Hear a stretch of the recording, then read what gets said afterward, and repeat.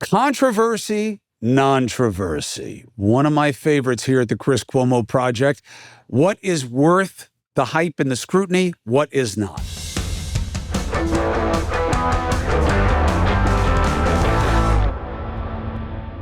For this, I enlist the one and only, the redoubtable, the daddy, in a good way, Gregory Ott.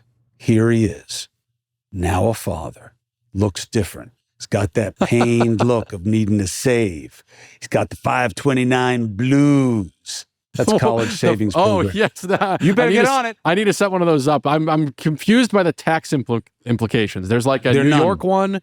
No, but there's like, New York is like set up hours, but you can use this in any state. But I don't understand any of the benefits of any of this stuff. Certain states allow you to use different plans. Some make you use their own plan. New York used to be very rigid, but they're starting to be a little bit looser about it. The upside is that it grows tax-free. Mm-hmm. And it is fine. It is a little scary, though, that you got to wait for the baby to live 30 days before they let you set it up, which is like a, yeah. Really? Isn't that spooky? I haven't even tried the application yet because I was when you intimidated go by through the it, number. though, it makes you feel good because you'll never feel as good about saving as you do when you're doing it for your kid's education. Well, aren't you always advocating like you don't necessarily have to go to college, like you should go to a trade school or something else? Isn't that becoming more true all the time? Yeah. Unless your kid is a STEM kid. Or they want to be, a professional and they want to be an academic or they want to be a lawyer or a doctor. As of right now, she's more of a throw up and shit kid. That's exactly right. So let's say she goes into plumbing, seeing how she's doing good at wrecking it. Yeah. And she starts her own business. That's not about college. It's about trade school and apprenticeship and knowing how to run a business. And someday she'll be richer than a lot of kids that have a 4-year degree. Well, she'll be richer than most kids because her parents love her very much. Her name is Margot, and she is named after my grandmother. And we have a snoo, so it like rocks her to sleep every night. It's very useful. If you don't have a snoo, it's very expensive and it is worth your time and money. I want you to know I appreciate you being a new parent so much. I'm not going to slap you for using the word snoo. I didn't come up with that word. Some Dr. Harvey Karp did over the happiest baby people. It's a violation. It's a $1,600 bassinet. It's a violation of man law, and everybody knows it. We got it for Black Friday. You can only use the word snoo if you're talking about Dr. Seuss. All right, controversy, nontroversy. What's your first one? Okay. Let's see how you are as a dad. Oh, yeah. Well, this has... I hope I'm not this kind of a dad. This is a story that kind of unfolded over the past few weeks because, the Memorial Day holiday and such. I'm sure you've already covered this, but Trump's ugly, hateful attacks on media suddenly take a dangerous turn. This is a new video that just got released on social media, Truth social media, and I'm gonna have you watch this on my phone. This is from Truth Social. He posted this just recently. I can't wait for Uncle Donnie to win. I can't wait. He'll get rid of all you fucking liberals. You liberals are gone when he fucking wins. You fucking blowjob liberals are done. Uncle Donnie's gonna take this election landslide, cuz. Landslide, you fucking half a blowjob. Landslide. Get the fuck out of here, you scumbag. Okay, so those fucking half a blowjob liberals he's talking about, it would be Joe Scarborough at like the airport or something. There's a video. Joe Scarborough. Yes. Former Republican member of Congress. Joe Scarborough. Morning, Joe. Joe Scarborough, you want to talk about blowjobs, who gave the best treatment to Donald Trump. I thought you were going to say gave the best. Easy. Of any of us during the election. He had video with him and Trump and Mika, who at the time he wasn't with, who's now his wife, saying what questions they should ask in break and what would make them all look good. And nobody gave a damn because they were entertained by it. And I'll tell you why else. Because a lot of the same Acela Corridor, big shot journalists, capital J journalists, high priests of the trade wouldn't say shit because they wanted to be on Joe's show. And they just let it go. And I was working against them at the time at CNN in the morning. And I wound up beating Joe Scarborough twice. And I'll tell you why. Because we did not give Trump a pass the way he did. So for him now to be Trump's enemy is bullshit. Now, this tactic by Trump, this is a legit controversy. Okay, so the tactic being posting incendiary videos like this. Yeah, you're encouraging people to want to hurt people. You're encouraging, you'd think after January 6th, this guy would learn his lesson, but you're assuming that Trump doesn't like this lesson. He does like it. He likes to be a bully. He likes to be a tough guy. I don't know how he ever was with his hands, but I know he used them.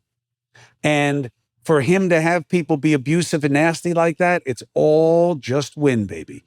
Just win. And you know what? Kudos to Scarborough for how he handled it with the fake I'm on the phone thing.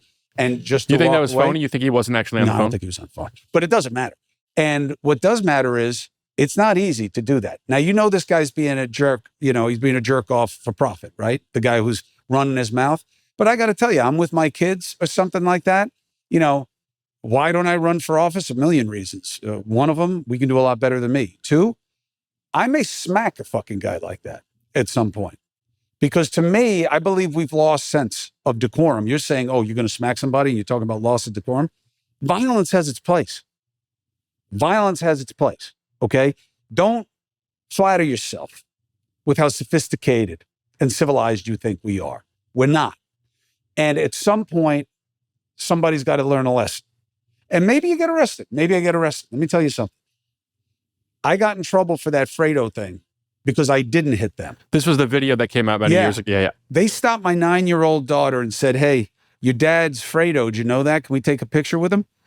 I should have put my fist through that guy's face. It would have been worth it. And I would have gotten the same amount of agita anyway. But at least it would have set that line that at a certain point, you're going to pay for it in a way that, you know, goes beyond your social media following. I think Trump's got to be careful with this bullshit. I think it's a big reason people don't want to vote for him, that they think he's a thug and he's a mutt, as De Niro would say, and he's low rent. And that's a low rent tactic. There's a great way to achieve the same end, which is to say that the media is not fair to Donald Trump, if that's the argument you want to make, by showing how they've exaggerated things before. But when you make it low rent, that's how you're seen. That's what he is. He's just like the guy in the video. Because I'm showing you this one because that kind of ties into what he posted the other day about the unified Reich thing. He didn't post that. Right. It was that was a nontroversy.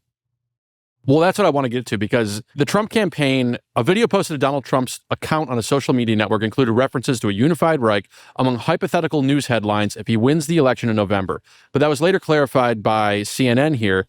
Trump's unified Reich video appears to trace origins to a Turkish graphic designer. Well, first of all, CNN was one of the first to blow it up, okay? And now they have the opportunity to ride the wave both days. Sure. It should have never, the reason I say it's a controversy, not referring to a new Reich, that would not be a controversy. It would be a controversy because that would be really fucked up. But that's not what happened. This was stock video footage that somebody used who doesn't work at the campaign, and they just used it for this video. And it's so small and in the corner that you really had to look to even see it. I can't believe people did see it, to be honest. Well, we use a lot of stock video here for this show, and so we have access to all this stuff. I'm very careful with the B-roll and the footage that we pull. World War I, World War II. That's where the footage comes from. It's supposed to look like, antique footage, which is what it is. But Trump didn't know. And this Trump is a Nazi thing is bullshit. The truth is enough.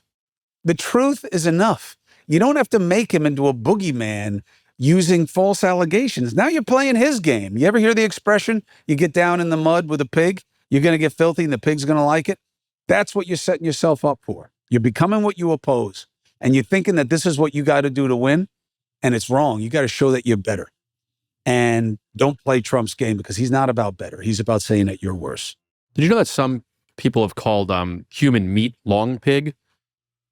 Like if you were to cook a human, some cannibals who have eaten humans have referred to human meat as long pig because it kind of tastes like pork, like a long pig. So if you're cooking a person, where's the long part? Oh, you mean because you're long? Yeah, it's like my body is longer than that of a pig. I would not believe that. I believe you that there's some bullshit speculation about that, but I'm saying it's from some 1800s newspaper article. I'll find a link. Oh, to it. that.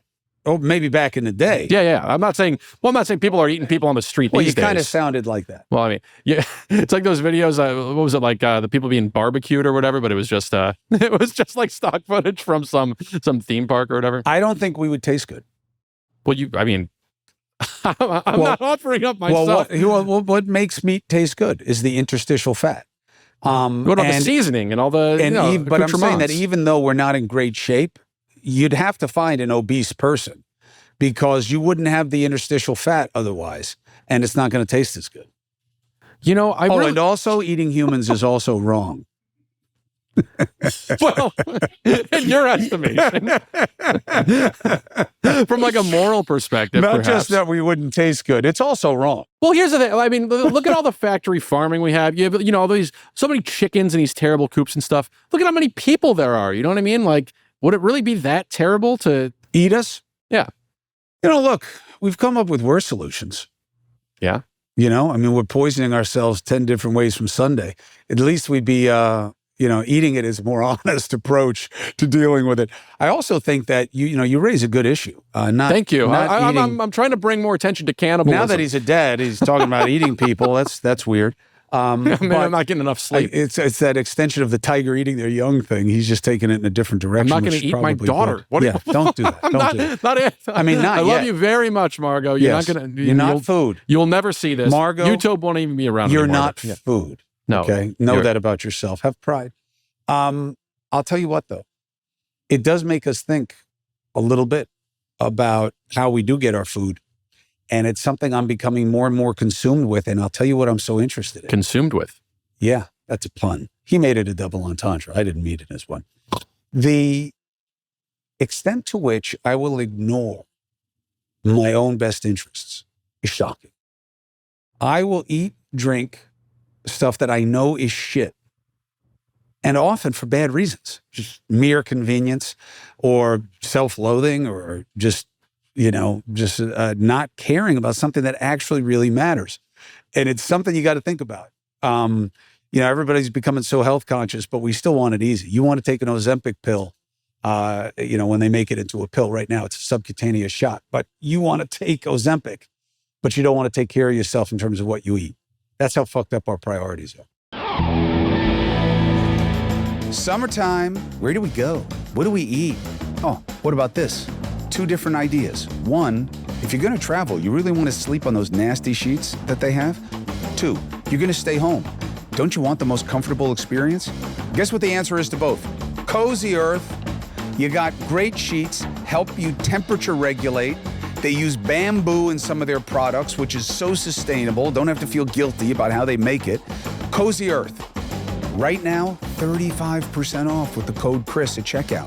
Very luxurious Cozy Earth stuff. You got the loungewear, fashionable, but also functional, elevates, transforms your entire travel experience. Their bedding, soft, buttery smooth. But who wants to sleep on hotel sheets? You gotta bring your own sheets. If you're not bringing your own sheets, you're asking to bring something home from vacation that you didn't want, all right? You wanna rest easy on vacay? You better bring your own sheets. Okay? And take a trip to cozyearth.com/Chris. Type in my personal code Chris at checkout and you'll get an exclusive 35% off. Promo code Chris, 35% off. My way of saying thank you for being a part of the project. Oh, please choose podcast in the survey after ordering, and then my show is going to be in the drop-down menu. Thank you and happy sleeping. Support for the Chris Cuomo Project comes from AG1. Look, if you've been listening to me, you've been hearing me talk about AG1. I've been taking it for years because I'm one and done. It's a scoop in the morning, warm water, and that's it. No more pills, with what pills, at what time, and what amounts. No more of that. AG1 does the thinking for you, okay? And it has made a difference for me. It's helped me get my health and my baseline as seen in my blood tests where I need it to be. That's because AG1 is a foundational nutrition supplement that supports universal body needs. That's gut optimization, stress management, and of course, immune support. Now, this has been going on since 2010. AG1 has been a leader when it comes to foundational nutrition. They've been refining their formula. Science! They do the science so that you don't have to try to make it up on your own. And that has produced a smarter, better product that helps elevate baseline health. I recommend AG1 to family and friends and strangers all the time. Go to drinkag1.com/CCP for Chris Cuomo Project. drinkag1.com/CCP. Check it out. Next, This is actually, I was not going to use this story next, but it's a perfect segue. There is a new survey put out by some loan company. But the top line of this is nearly 80% of Americans say fast food is now a luxury because it's become so expensive. And in the findings of this thing, it goes on, Americans love fast food, but costs are forcing them to curb their cravings. 3 in 4 Americans typically eat fast food at least once a week, but the majority, 62%, say they're eating less of it due to rising prices. Are burgers the new Birkins? 78% of consumers view fast food as a luxury because it's increasingly expensive. Good. Controversy or nontroversy? I say nontroversy because I'm glad it's getting expensive. I think the idea that, well, you got to keep it cheap so people can eat, it's poison. And people don't eat the good things on the menu the way they should. Maybe if you got rid of all the stuff that was poison, now we can have a conversation about fast food. But it's poison. So the idea that you're taking it from the masses, yeah, but it's poison. It's like taking lead paint from the masses. It's poison. Yeah, but it's their choice. I respect that. I do. I respect your right to make bad, stupid choices. I do. I mean it. I'm not being facetious. And that's why it exists. And I'm glad that people are getting priced out of it. Because of the things that you can get priced out of, this is a good thing for you to be priced out of. Because you're much better off finding alternative value propositions for food with your money. Well, people are, trying to cast blame on the Biden administration for, inflation and maybe, all these McDonald's and Burger King and Wendy's, they're all rolling out these new $5 meals to try to get business back because they're losing business. Yeah. Because, there's that viral picture of a receipt from a McDonald's at the interstate where it's like $20 for a Big Mac, even though it's like, well, it's the interstate McDonald's. You know what I mean? It's like in the middle of the thruway, it's like they're going to gouge you no matter what. But the point being, they're even trying to get people to come back. It's like, no, we're cheap again. We're cheap again. But this idea of the quick burger being a luxury product is such a strange and pervasive thing. And, in a country where I feel like so much of our food is fast anyway. It's like you have so many, you cast a stone and you're going to come across a Chipotle, you're going to come across a Wendy's, you're going to come across a Sweet Green. You have all these options of all these different flavors. But the idea that just the cheapest option is becoming unaffordable. I'm interested with that in mind about the way, McDonald's is seeing record profits. All these companies are making all this money. Well, they always go together. Yeah. See, and people want to ignore that. Until then, they become, look, everything's like this with us. Pendulum.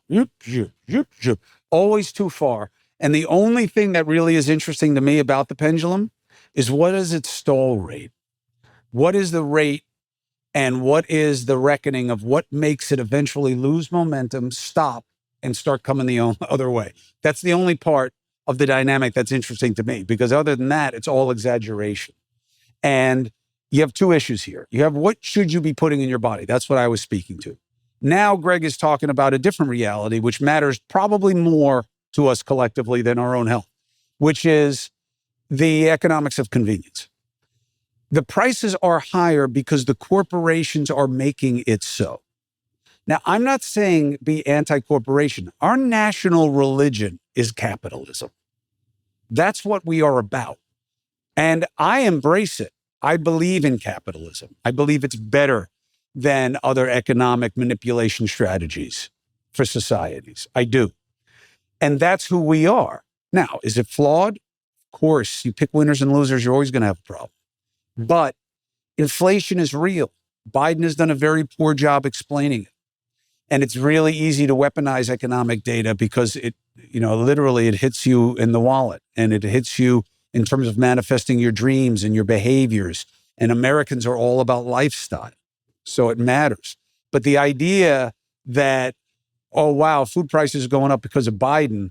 No, food prices are going up because the people who are making the food are raising the prices. I just want to point out really quick. I said something about record profits, like McDonald's in their recent quarterly earnings.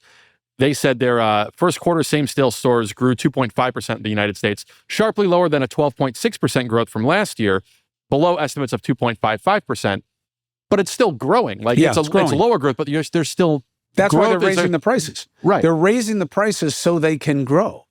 And that's just how it is. And the only thing that will affect that is the demand. And I just hope demand decreases because you're killing yourself eating this shit. And I eat it a lot too. We're killing ourselves. Who cares how cheap it is? You can live other ways. And by the way, let's be honest. If you had to eat less, you know how like the corporations are putting less water in this and charging us the same or more? You know, we should be doing the same thing with our own health. We should be eating less. Look, we have a poverty rate. We have a hunger rate in this country that is shockingly high. You would be shocked. I've always wanted to do a piece where I show all these little blonde-haired, blue-eyed, scrawny kids desperate for food in America, because I felt that it would check every box of removing bias for a big part of this audience. And holy cow, I can't believe they're hungry. I can't believe they look like that. You need to see it. But what else is true about us? We have hungry people. We have just as many and more obese people. And you'd be okay eating less in almost every case. And if that's the trade-off for not eating poison, you're better for it. Now, you may say, fuck you, I want to make that choice. You're right. And in America, you have that right. But I'll tell you who's compromising it. The corporate class, because they're the ones pricing you out of your own selectivity. The McRib is seasonal because it's when there's only a specific cut of pork that is available.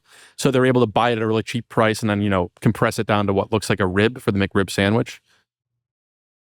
What? If you want to get a McRib, it's seasonal, not because they don't sell it year round. Because pigs don't have a season. No, but like when the demand of a particular cut of pork is at its lowest is when they buy these like shavings or scrapings or whatever came out of the pig's body and they to glue them together. That's why the McRib is seasonal. And it comes around once in a while. That's because it is the shittiest form of the shittiest meat. It's double shit. What about like a McLong pig? I bet that, I don't know how well that would sell. A real human rib. Could be good. All right, I have one more story for you. This came out today. We're recording this on Tuesday. This is coming on Thursday. Pope apologizes after being quoted using vulgar term about gay men in talk about ban on gay priests. From the Associated Press, Pope Francis apologized Tuesday after he was quoted using a vulgar and derogatory term about gay men to reaffirm the Catholic Church's ban on gay priests. Italian media on Monday had quoted unnamed Italian bishops in reporting that Francis jokingly used the term Fness, and you'll see it on the screen, but I'm not going to say the word. While speaking in Italian during an encounter, he had used the term in reaffirming the Vatican's ban on allowing gay men to enter seminaries and be ordained priests. He was using an Italian slang version for the word faggot and not meaning a bunch of sticks. Froscio is in Southern Italian an invective for gays. Sometimes I would also call them farfalle, which is butterfly. Sometimes in Spanish, you hear people refer to gays as mariposa, is butterfly. These are just all stupid ways of demonizing an other. Now, for the Pope to do this, I think is really, really interesting. And I'll tell you why. Controversy or non-controversy? Oh, 100% controversy. Okay, good. But to me, I don't know why you're surprised. This is a man. This is a human being, which means he is flawed. And this is an ethnic man from South America, okay? It is a homophobic culture. There are perverse notions of masculinity. Now, you'd think that maybe the priesting and the poping would get it out of him, but at the end of the day, he's just a guy. And he's sitting with another bunch of guys, and guess what? A lot of them are gay. And that's something that the clergy has been struggling with in the Catholic Church. That's what they tried to do with the pedophile scandals. They tried to say it's not pedophiles, it's really ephebophilia. It's about teenagers, not younger children, and it's mostly these gay priests, so let's get rid of the gays. And then they sent around that questionnaire for priests to have to say who's gay, who isn't gay, which I thought was really bullshit. And this bias has existed for a while. And he was sitting around with a bunch of guys, and he was doing what happens very often in those kinds of circles. Doesn't matter that they're priests. At the end of the day, they're men, and men are flawed, and people are weak. And this is an expression of it. Now, the question is, well, what do you do to him for it? He got out. He said he was wrong. He shouldn't have said it. Is that enough? Well, of course not. It's going to depend who you are. If he were in this country, they'd be trying to cancel his ass for it. Is that going to happen? Not a chance. Even though, ironically, you know who the people are who want him out? not the liberals, because he's been a gift to them in terms of, relative to other popes, the conservatives. Isn't that interesting? The Orthodox Catholics are the ones that want him out. Isn't that interesting? And they are probably among the most homophobic. And they are going to come after him now, using this as a pivot point, even though they don't really care what he said. Where would you place Pope Frank on like the scale, compared to previous popes? Like, is he more liberal, more conservative? Absolutely. Now, they put a halt to him, but he absolutely came out as the most liberal one of my lifetime. Yeah. Oh, when he was in South America, I did a whole documentary on him. I went down to Buenos Aires, talked to his friends, went to the barrio where he lived and the deals that he cut with drug dealers to let them keep doing their business as long as they didn't shoot up the neighborhoods. And he was very progressive. I thought he was going to be a gift to the Catholic Church. I thought he was going to bring us into the modern era. I thought he was going to empower women to be part of the clergy. And then Nora O'Donnell, in the irony of ironies, does an interview with him. And he's like, do you think that young girls will be able to come in and be fully in the brand? No. That's it. And she just keeps going. I wish people wouldn't treat him with kid gloves like that. I wish they would respect him as a man and as a thinker and have real conversations with him and test him. He's up to it. I hate those pandering, like you're talking, she's talking to God when she's talking to him. And that's not helpful. But I thought he was going to be a real gift to the church, and he hasn't been in ways that he could have been. Clergy should have the option of marrying. You'd get a whole new group of people interested in serving in an organization that is desperate for revitalization. I'm not saying you have to be married. I'm saying you'd have an option. For some people, you can't balance the exigencies and needs of a family with what you need to do to serve your faithful. I get it, but it should be an option. Women should be fully integrated. Jesus was very, very demonstrative in his respect and value of women. Why isn't our church? So what do you say to, I'm not really a big religious guy, but like you have somebody like the Pope who is, seen as an example or a role model, or setting a course for people who follow him, even if you're not a believer, he's still human. Supposed to be setting a good example and still human. When you see a story like this come out in the culture right now that's very coarse, we open with this video of this man accosting Joe Scarborough. Like, how do you tie those two together? Like, is this just like locker room talk? This is how people are behind the scenes. This is the kind of shit they say. This is how they are, even when they're supposed to be better.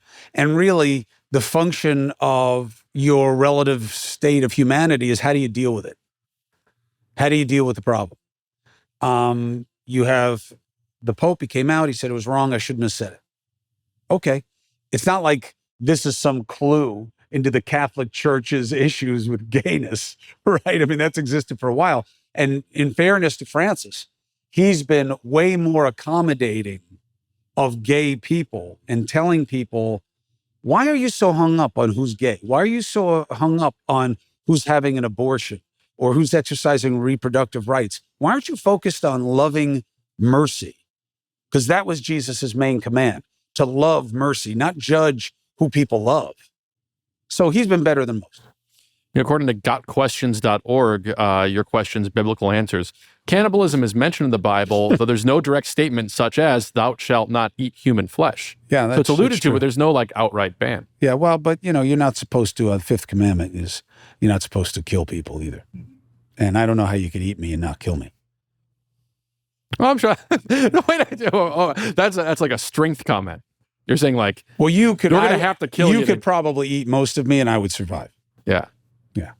But I'd be really angry. I'm really not that hungry.